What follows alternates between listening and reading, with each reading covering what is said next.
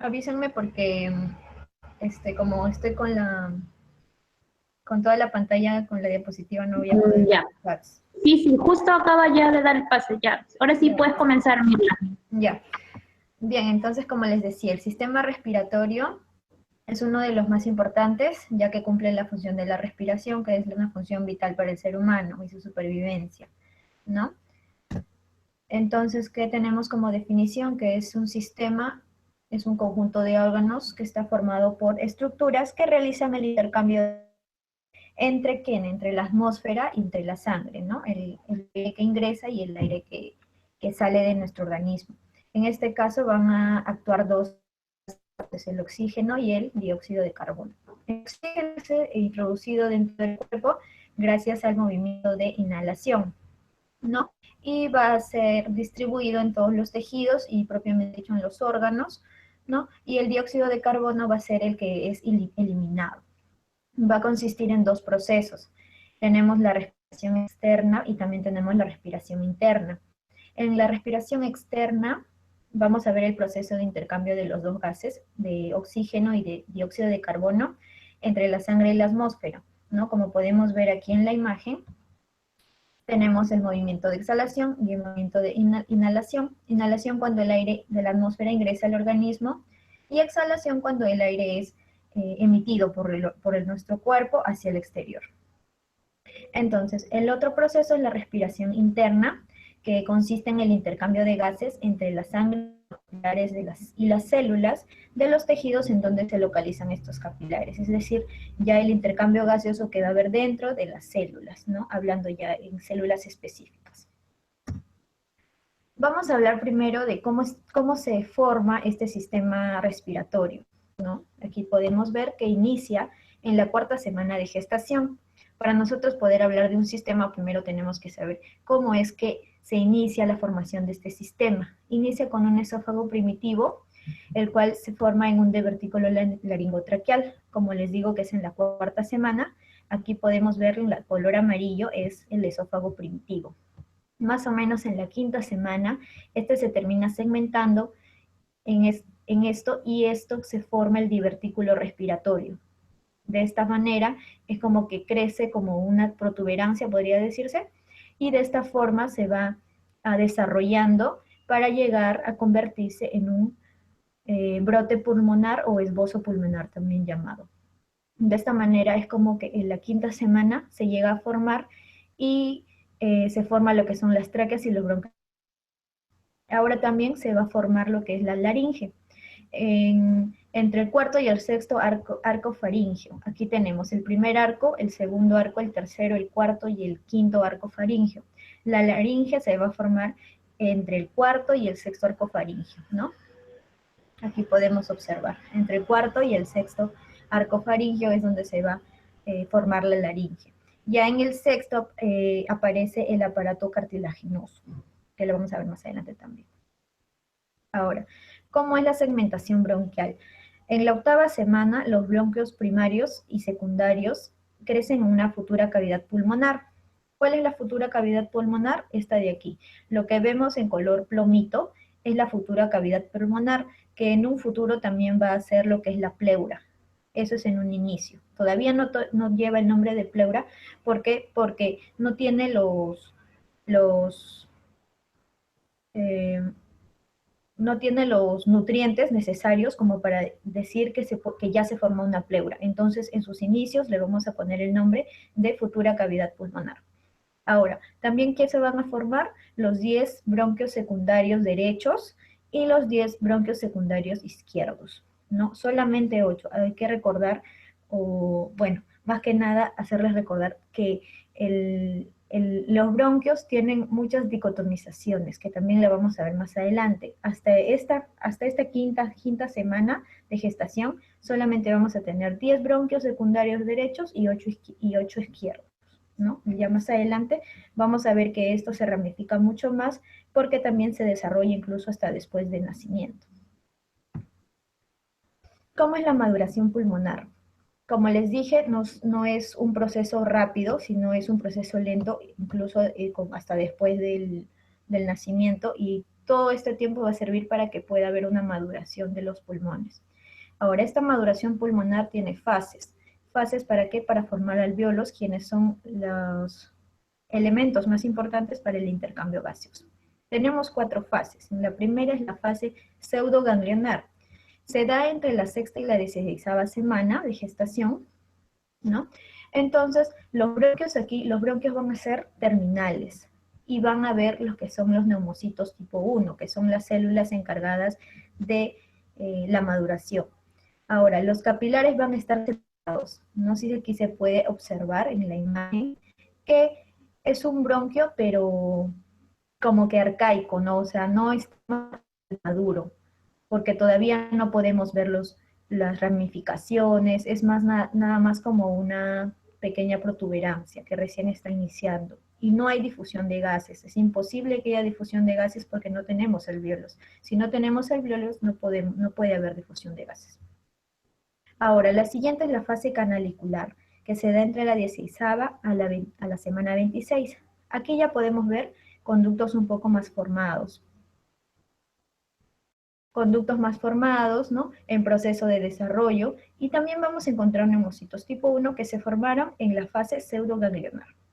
Los capilares también van a estar más cercanos, ¿no? Porque ya es un proceso de desarrollo. En la fase sacular, que va a ser desde la semana 26 hasta el nacimiento, ya vamos a encontrar sacos alveolares que van a ser los futuros alvéolos. No alvéolos todavía propiamente dicho, sino sacos alveolares en proceso también de desarrollo. Pero aquí sí ya vamos a encontrar neumocitos tipo 1 y tipo 2. Entonces, si hablamos de neumocito tipo 1 y tipo 2, ya podemos hablar de que puede haber un probable proceso de respiración, ¿ya? También se va a producir surfactante. ¿Por qué se va a producir surfactante? Porque el surfactante se produce gracias al neumocito tipo 2. Si ya vemos que se encuentra el neumocito tipo 2 en esta fase sacular, ya puede haber producción del surfactante. ¿Y qué es el surfactante? Lo vamos a ver en un ratito. Entre la semana 24 y entre la 26, incluso hasta la 35, puede haber un parto prematuro. Es por eso que decimos que un bebé puede o podría sobrevivir a partir de esa semana, ¿no? Del 26 o 28.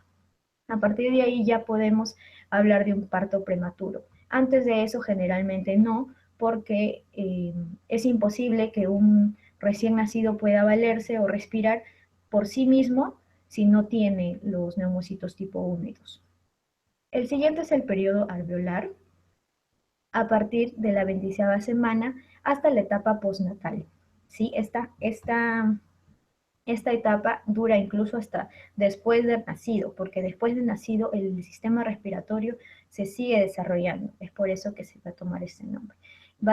También hay una barrera alveolocapilar que va a permitir ya el proceso de respiración dentro del alveolo. Acá dice también, hasta el 6º mes, es decir, 17 generaciones de bronquios. Estas son las dicotomizaciones que lo vamos a ver más adelante para que se pueda entender mejor. Y en la etapa postnatal se añaden a este árbol bronquial, se añaden 6 divisiones más. Es como decir, ¿no? Hasta el 6º mes hay 17 generaciones de bronquios. Supongamos que hasta acá son 17 generaciones de bronquios. Al nacer, el bebito tiene hasta acá 17 generaciones de bronquios. Luego de nacido, se van a añadir 6 divisiones más. Es decir, se van a aumentar las siguientes divisiones, ¿sí? Aquí tenemos la dicotomización bronquial. Como podemos ver en la imagen, es como las ramificaciones que tiene el bronquio, ¿no? Vemos que inician el esófago y luego, posteriormente, vemos las ramificaciones hasta llegar a los alvéolos. Sabemos que los alvéolos están en las ramitas, podría decirse, más proximales del pulmón. Entonces, en esas zonas vamos a encontrar los bronquiolos. Aquí se ve mejor, de mejor manera, ¿no? Tenemos, inicia en la tráquea, que es la ramificación 0 o la dicotomización 0 también llamada, y luego vemos que se parte, ¿no? Se divide en 2, que vendrían a ser estos 2 bronquios. Se divide y así sucesivamente se llega a dividir, incluso hasta llegar a la dicotomización 23. Ya, no se olviden de eso, que tenemos hasta 23 dicotomizaciones. Ahora, estas dicotomizaciones también en zonas, las zonas de conducción y las zonas de transición. o la zona respiratoria. ¿Por qué? Porque no todo este árbol bronquial nos sirve para hacer un intercambio gaseoso. La primera zona, que es la zona de conducción, nos sirve para que una zona solamente de transporte, porque en toda esta zona de transporte, que es hasta la decotonización 16, solamente nos va a servir para que el aire pueda pasar hacia los alvéolos. Pero a partir de la zona de transición o zona respiratoria, que es a partir de la dicotomización 17, ya puede haber un intercambio gaseoso, ¿no? Ya hay otras funciones que también las vamos a ver, que ya nos permiten que haya una respiración. Ya no son solamente de paso de aire, sino ya tienen otras funciones que la vamos a ver ahorita. Bien, antes de eso, primero hay que recordar las partes más importantes del sistema respiratorio, o vías aéreas también llamado, ¿no? Tenemos a las fosas nasales, ¿no? Que tenemos dos orificios, ¿para qué nos sirven? Para filtrar el aire que está frío y también para calentarlo, ¿no? Está compuesto por vellosidades y mucosas que impiden el acceso de sólidos y elementos no gaseosos. Vamos a tener también lo que es la faringe, que es la conexión, aquí tenemos la faringe, que es la conexión entre las fosas nasales, la cavidad bucal del esófago y la laringe, y también esta zona va a tener mucosas defensivas, ¿sí? Pero también puede tener infecciones y todo ese tipo de alteraciones, ¿no? Vemos aquí que tenemos la nasofaringe, que es la parte más alta de la orofaringe, la laringofaringe, que es la parte más profunda, podría decirse, y ya posteriormente viene el esófago, ¿no? También tenemos a la laringe. Esta laringe que nos va a servir como conducto que va a conectar a quienes, a la faringe con la tráquea y los pulmones, ¿no? Aquí vamos a encontrar a lo que es la glotis, que funciona como una válvula para el paso para el paso de alimentos, ¿no? Sabemos que en esta parte es donde se separa, por un conducto pasa el aire y por el otro conducto va a pasar el alimento. A esta glotis nos sirve como una válvula para no tener dificultad al ingerir algún alimento. Luego de eso tenemos la tráquea. La tráquea, que es el trecho final, ya el último, lo último del conducto que va a conectar a quienes, a la laringe con los pulmones. Esto va a poseer un conjunto de cartílagos, como lo ven aquí, estos de acá, estos blanquitos, cartílagos en forma de C, ¿no? Cartílagos en forma de C que van a mantener el conducto abierto. Gracias a estos cartílagos es que hay una mayor consistencia, ¿no? Y luego posteriormente tenemos a los pulmones, que son los órganos principales de la respiración y son dos grandes sacos, ¿no? Obviamente aquí dentro de estos grandes sacos vamos a encontrar los bronquios, los bronquiolos y posteriormente los alvéolos, que van a permitir el intercambio gaseoso entre aire y sangre. Como una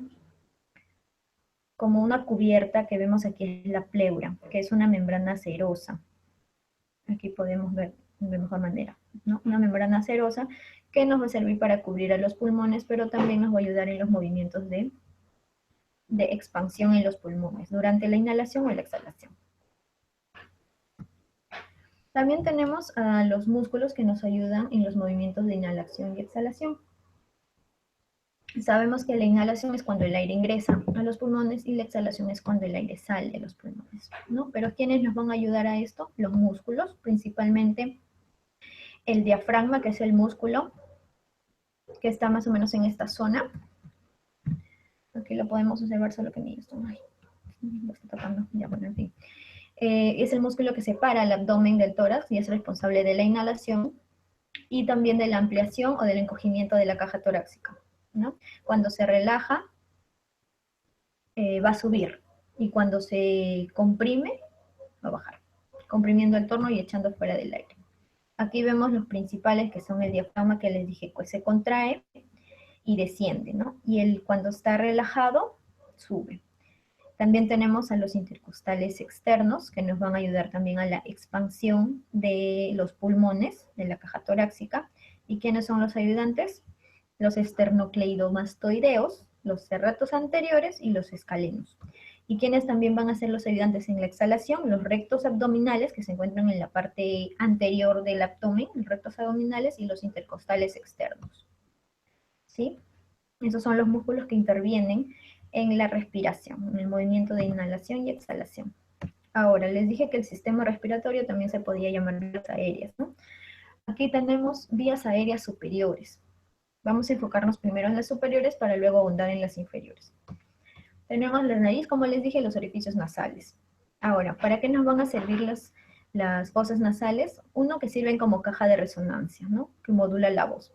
Pero también vamos a encontrar la pituitaria amarilla, que es este puntito amarillito de aquí, que es simplemente la terminación del bulbo olfatorio que viene desde el sistema nervioso, ¿no? También vamos a encontrar los cornetes, que es una zona irrigada por bastante circulación. Es por eso que cuando a veces nos golpeamos o sufrimos alguna acción en esa parte de la nariz, tiende a sangrar, es porque es bien irrigada y también es porque siempre está en calor. Si es que hay una zona que es bien irrigada es porque también tiene calor, ¿sí? Recuerden de eso. Ahora, ¿por qué esta zona es irrigada y tiene calor? Porque el aire que viene de afuera tiene que ser calentado para que pueda ser trasladado a los pulmones. Entonces, esta parte de aquí, las fosas nasales nos sirven para hacer esa acción, para calentar o humidificar también el aire, ¿sí? El plexo de Kesselbach es lo que estamos viendo aquí, toda esta parte, el plexo de Kesselbach, que nos va a ayudar a humidificar y a calentar el aire hasta 37 grados Celsius. ¿Qué vamos a encontrar también? La pituitaria roja. Ven esta bolita que es pituitaria amarilla, a estos saquitos que ven aquí se les llama las pituitarias rojas, ¿sí? Que como les dije, cuando el aire ingresa se calienta. Ahora, la faringe también vamos a encontrarla en esta parte de aquí, que nos va a servir como conducto, que está dividido en nasofaringe, orofaringe y hipofaringe. Luego de esto encontramos la epilaringe. Cuando les pregunten dónde terminan las vías aéreas superiores o la zona aérea superior, es en la laringe. Hasta ahí está considerada como vías aéreas superiores. Pasamos de la laringe a la tráquea, ya no es vía aérea superior, ya entramos a la vía aérea inferior. Entonces, ¿cuáles son las funciones en general de toda esta zona aérea superior? Va a ser humidificar, calentar y filtrar. ¿Qué cosa? El aire que va a entrar de la atmósfera hacia los pulmones, ¿no? Básicamente eso es en las funciones. Ahora, las vías aéreas inferiores. Vamos a ver en dos zonas, como les mencioné al inicio, las zonas de conducción y las zonas de respiración. Aquí vemos que las zonas de conducción son básicamente la tráquea, como les mencioné, a partir de la tráquea ya entramos a las zonas aéreas inferiores. Y las dicotomizaciones van a iniciar aquí, en la tráquea.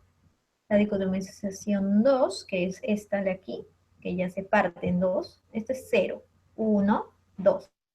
¿no? La 4, que va a ser esta de acá. La dicotomización 4, que se está volviendo a dividir. La 6, que ya son, y así sucesivamente hasta formar todo el árbol bronquial, que lo vimos hace un ratito.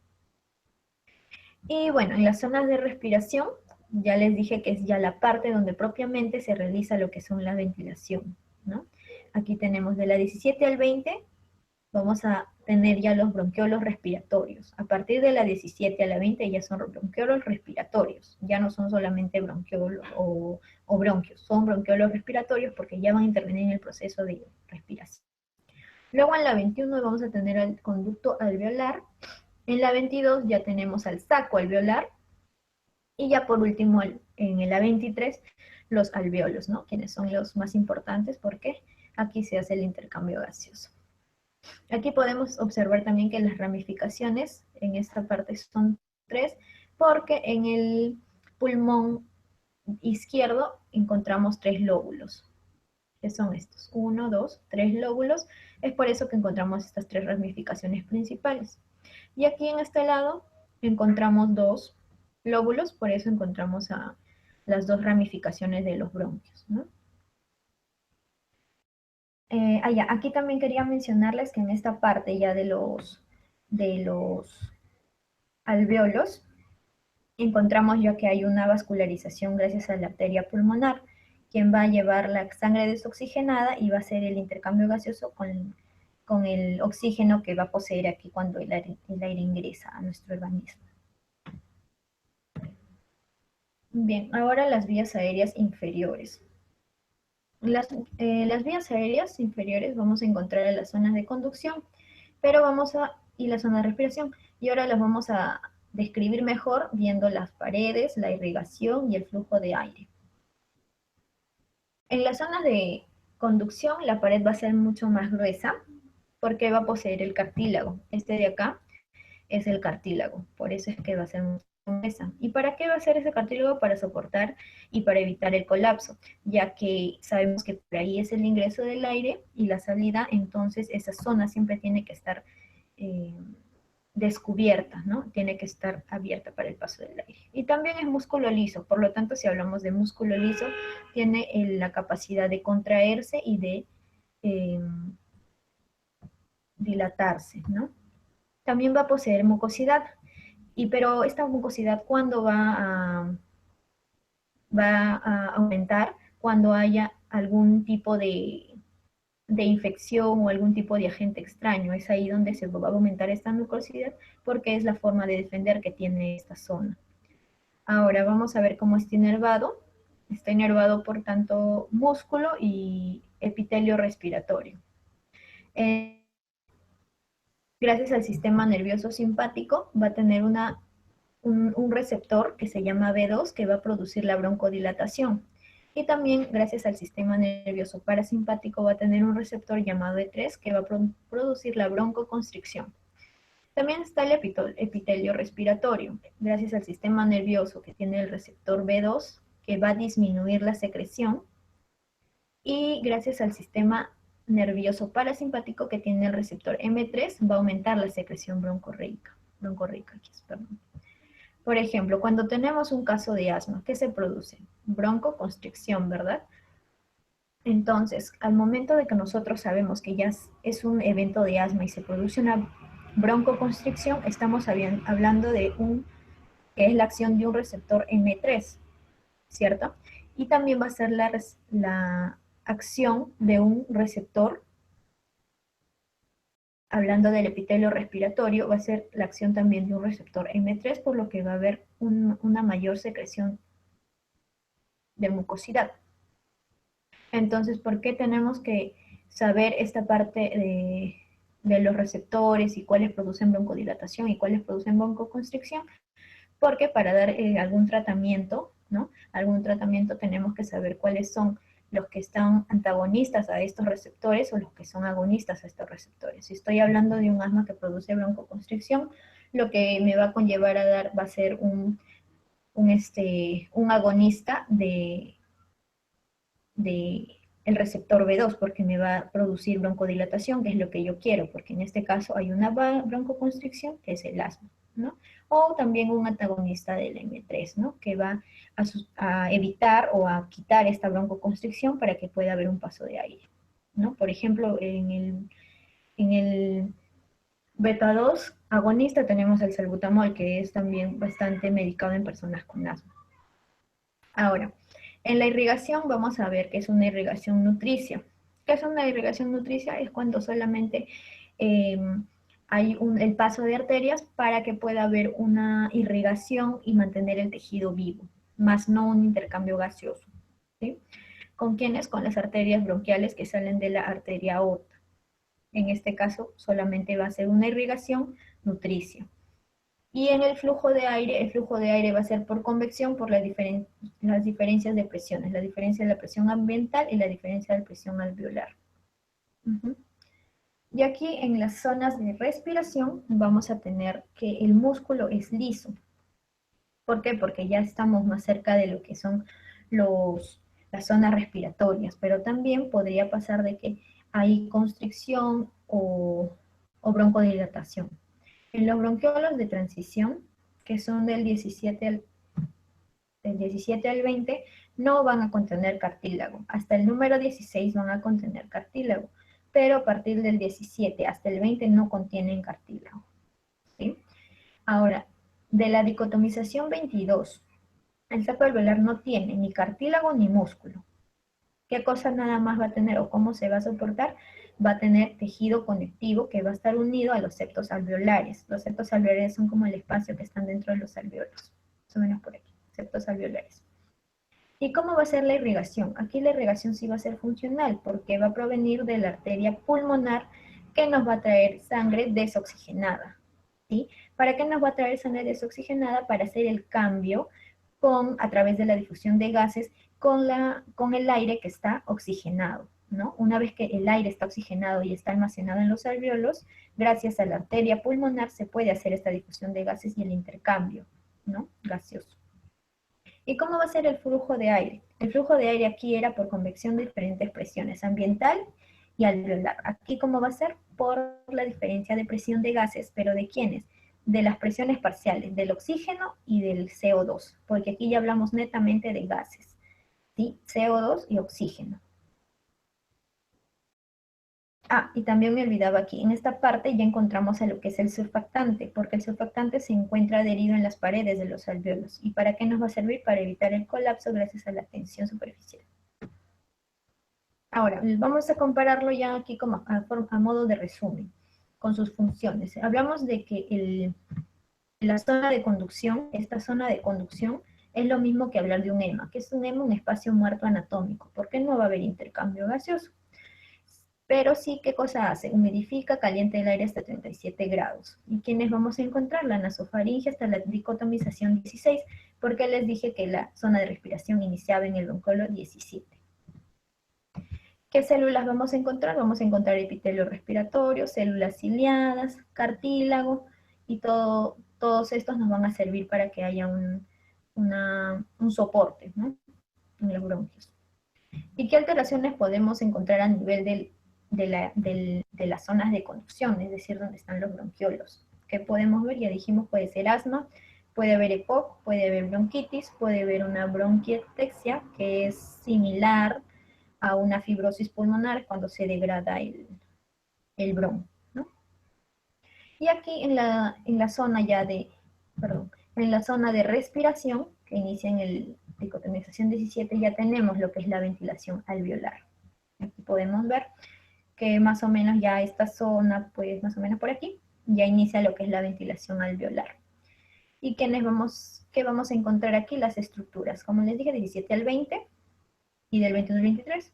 De la 17 al 20 con músculo y cartílago, pero en la 21 y la 23 ya no hay ninguno, sin músculo y sin cartílago. ¿Qué les dije que había? Solamente tejido conectivo.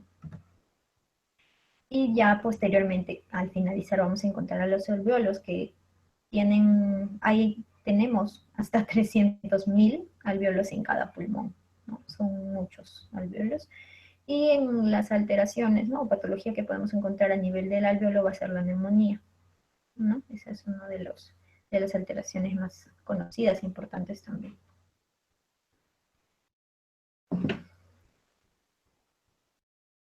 Ahora, les dije que había una sustancia muy importante que era el surfactante. ¿Por qué? Porque es una sustancia tensoactiva que nos va a ayudar para que no haya un colapso alveolar. Para que este alveolo, ¿cuántas veces hemos visto que los alveolos son como una forma redondeada, ¿no? Como un globito. Ya. Siempre, gracias al surfactante, es que siempre esta forma de globito se mantiene porque existe este surfactante. Si no hubiera un surfactante, no tendríamos esta forma del alveolo. ¿Y qué pasa si no hay esta forma redondeada del alveolo? No va a ingresar el oxígeno que llega de la atmósfera. Si este alveolo estaría como una pasa, es decir, de repente arrugado y pequeño, no va a haber un intercambio gaseoso. Es por eso que el surfactante es muy importante. ¿Y de qué va a estar compuesto? Bueno, está compuesto por dipalmitoil, fosfatidil y colina, ¿no? Sus compuestos. Y también vamos a encontrar proteínas, como las proteínas A, B, C, D. Calcio también y fosfolípidos, ¿no? En la semana 26, ¿no? Es por eso que les dije que la semana 26 ya podía un recién nacido poder sobrevivir o respirar, ¿no? Por sí mismo. Pero obviamente todavía no está un 100% su sistema respiratorio, pero ya podría valerse por lo menos con la ayuda de corticoides, que los corticoides ayudan a que se cree surfactante, podría sobrevivir este neonato, ¿no? Prematuro. Aquí, por ejemplo, tenemos más o menos una idea, ¿no? Este es un alveolo Este es un alveolo y de esta forma agrandada podemos ver que todas estas bolitas rojitas son el surfactante, ¿no? Que ayuda a mantener en tensión, como un globito en tensión, gracias a quién? Al surfactante. ¿Cómo va a actuar este surfactante? Nos dice que las moléculas de agua en el alveolo, porque sabemos que en el alveolo hay agua, van a intentar unirse. Aquí hay moléculas de agua y estas van a intentar unirse, ¿sí? Pero estas no van a lograr unirse porque hay una tensión, es decir, hay una fuerza que hace que estas moléculas no se unan, ¿sí? Y se van a mantener separadas. Gracias a que estas moléculas se mantienen separadas, es que puede haber o pueden mantener la forma de círculo que les digo, pues, ¿no? Y estas van a generar tensión superficial. Y que cuando hablamos de tensión superficial es cuando hablamos de una fuerza de atracción de las moléculas de un líquido frente a otra fase, ¿no? A una fase gaseosa, porque hay una tensión superficial. Entonces entra el oxígeno en esta parte. Hay una tensión superficial, entra el oxígeno y no pasa nada. Supongamos que este alveolo no tenga tensión superficial, entonces no va a poder hacer el paso de oxígeno. Por ejemplo, esto pasa en qué enfermedad, en las enfermedades de neumonía o síndrome de distrés respiratorio agudo, porque se pierde, en estas enfermedades se pierde el surfactante y no se puede ya dejar el pase del oxígeno hacia los alveolos. Aquí vean, ¿no? Sin surfactante los alveolos están recubiertos por un líquido acuoso, pero como las moléculas que lo componen se cohesionan en las paredes, se arrastran hacia adentro y puede llegar a colapsarse. Es por eso que cuando decimos que una neumonía, decimos que los alveolos están colapsados. Y con surfactante obviamente que no va a pasar eso, porque tenemos al surfactante en esta forma, entonces estas pueden estar segregadas, ¿no? Y la fuerza de cohesión va a estar y va a aumentar. Eso sería todo, chicos. Es un tema corto, la verdad.